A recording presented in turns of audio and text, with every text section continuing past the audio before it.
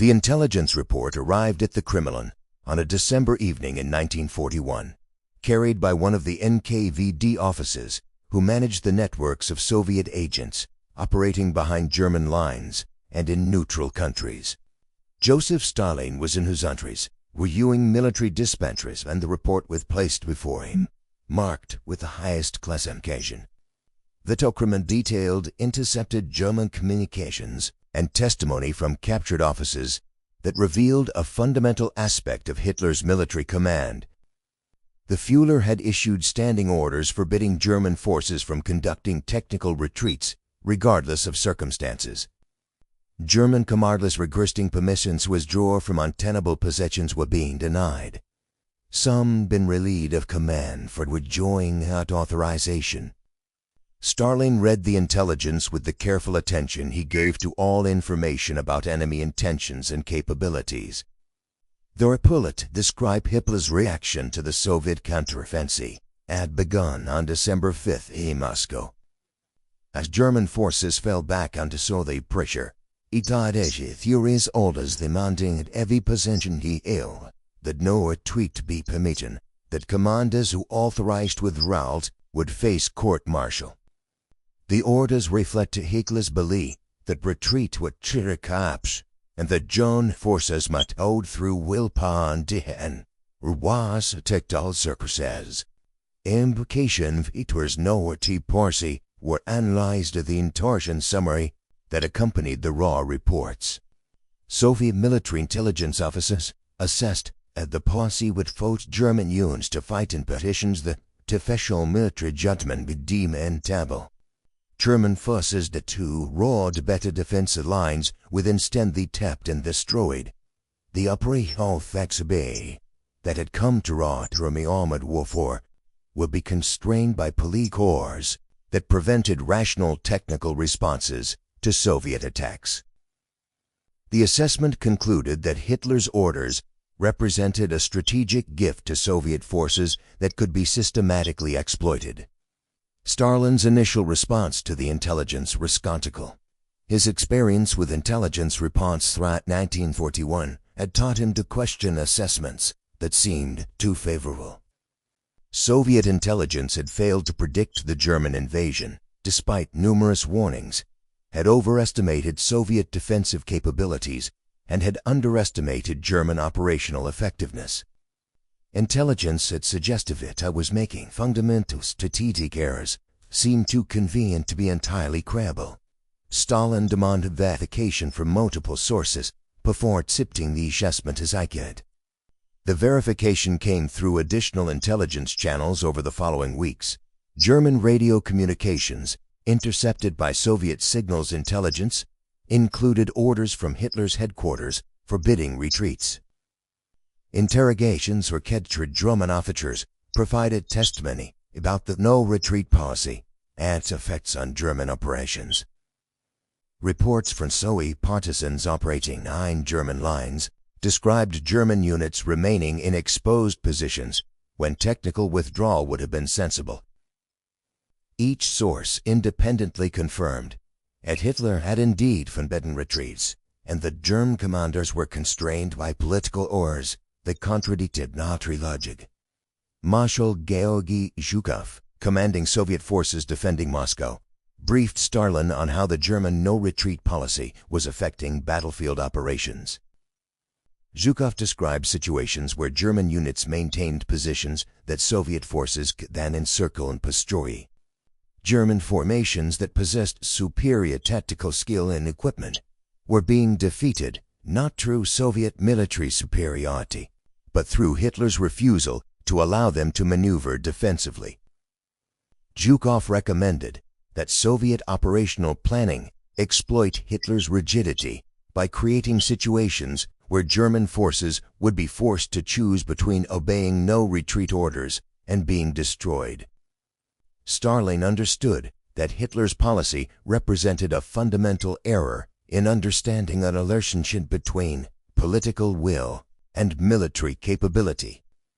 The Soviet leader was himself notorious for refusing to accept defeat or acknowledge setbacks, but Stalin's obstinacy operated within a framework than mechanized material reality.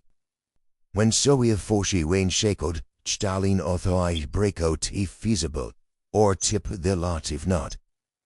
Hitler's policy appeared to reject the distinction between positions that could be held and positions that could not, insisting that on positions that be held through determination alone. The strategic opportunity that Hitler's no-retreat policy created the Soviet forces became clear as the winter fighting compared. Soviet commanders identified German salients and exposed positions that German forces would hold encircled. Rather than attacking these positions frontally, Soviet forces bypassed them and attacked the flanks and rear, creating pockets where German units were trapped. The trapped units requested permission to withdraw or break out, a mission that Hitler's headquarters denied. The result was a series of slaughter and settlements where German forces were destroyed because they were forbidden to conduct tactical withdrawals to preserve their compact power. Stalin observed that Hitler's policy was rooted in the German experience during the retreat from Moscow in December 1941. The initial German withdrawals had been disorderly, with some units losing cohesion retreating in peg. Hitler declared that retreat was inherently demoralizing and that preventing retreat would prevent collapse. The conclusion was not entirely irrational. Intending frontline positions did prevent the kind of catastrophic rout that could destroy armies. But Hitler had drawn the wrong lesson from imitate varies, generalizing from specific circumstances to a universal policy that would prove catastrophically wrong in different situations. The Soviet exploitation drama no retreat policy became systematic by 1942. Soviet operational planning identified German positions that could be isolated, surrounded those positions with mobile forces, and then waited for the trapped German units to exhaust their supplies. The German units could not retreat because Hitler forbid it.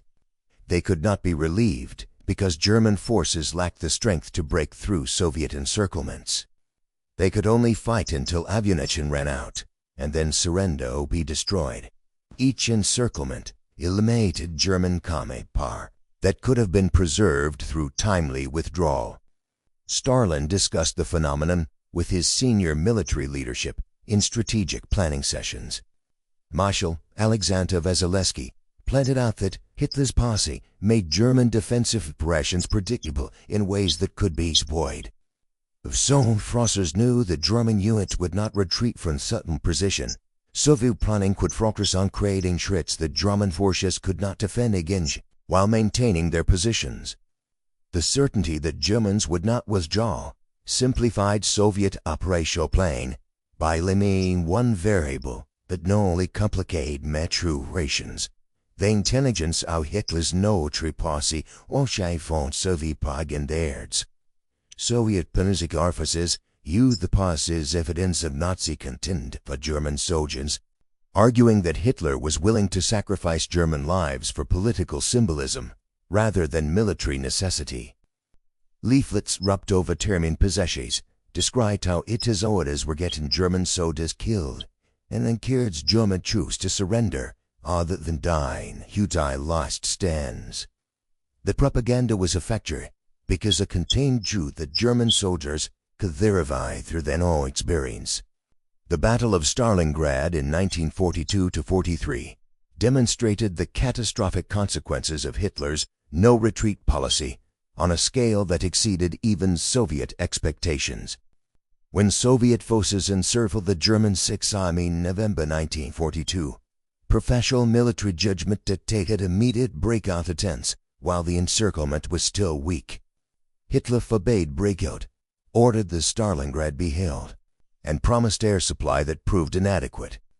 Stalin received daily intelligence updates on the deteriorating German situation in Stalingrad. Watching Hitler's policy doom an entire army, the could have been saved through timely withdrawal. Stalin's reaction to the Stalingrad encirclement was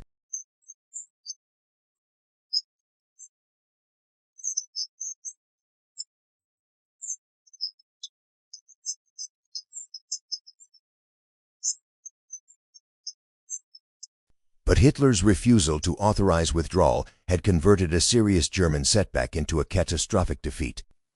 Stalin understood that the Soviet victory at Stalingrad owed as much to Hitler's mistakes as to Soviet military competence, and he was content to accept victory, regardless of how it was achieved. The pattern established at Stalingrad repeated throughout 1943 and 1944. At Stolith forties conducted successive offensives that exploited Hitler's no-retreat policy. Each major Soviet offensive aimed not just to push back German forces, but to encircle and destroy them by exploiting Hitler's prohibition on tactical withdrawal. German commanders learned to identify situations where their forces were at risk of encirclement and requested permission to withdraw before encirclement was complete. Hitler's headquarters were repeatedly denied these recourses, insisting that positions be held. The result was a series of encirclement battles where German armies were progressively destroyed. Soviet operational doctrine evolved to maximize the advantages that Hitler's policy provided. The concept of deep operations that Soviet military theorists had developed in the 1930s was refined through combat experience to focus on creating rapid penetrations that encircled German forces before they could withdraw.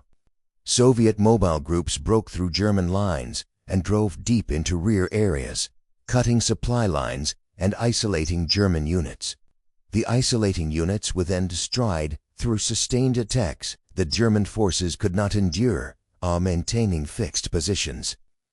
Stalin adroit that Hitler's policy created a vicious cycle where each encirclement weakened German forces and made future encirclements easier. German armies that were destroyed in pockets could not be quickly rebuilt. The loss of experienced troops in the quicken was cumulative. Each pocket reduced German strength while Soviet forces remained relatively constant or grew German through new formations.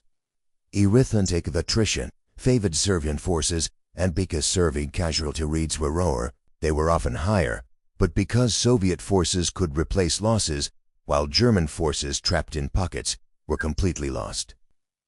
The intelligence that Stalin received about German officer cause attitudes toward Hitler's no-retreat policy suggested growing discontent and demoralization. German generals understood that the policy was militarily unsound and was getting their soldiers killed unnecessarily. Some German commanders conducted unauthorized withdrawals and faced relief from command or worse. Others obeyed the no-retreat orders and watched their units be destroyed. The plot had created a crisis of confidence in German military leadership, where personnel components were subordinated to political ideology. By 1944, Stalin quit further Hitler's no-retreat policy had become one of the Soviet Union's most valued efforts. The policy forced German forces to fight in ways that maximized Soviet advantages in manpower and material. It prevented German forces from conducting the flexible defense that might have prolonged German resistance. It ensured that Soviet operational systems were converted into strategic victories through the destruction of trapped German forces. Stalin had not created this policy, but Soviet military operations were designed to execute it systematically. The final Soviet offensives of 1945 that drove through Poland and into Germany itself continued to exploit Hitler's refusal to authorize retreats. German forces that have redrawn to defensible positions behind rippers or in fortified areas instead remained in forward positions where Soviet forces could encircle.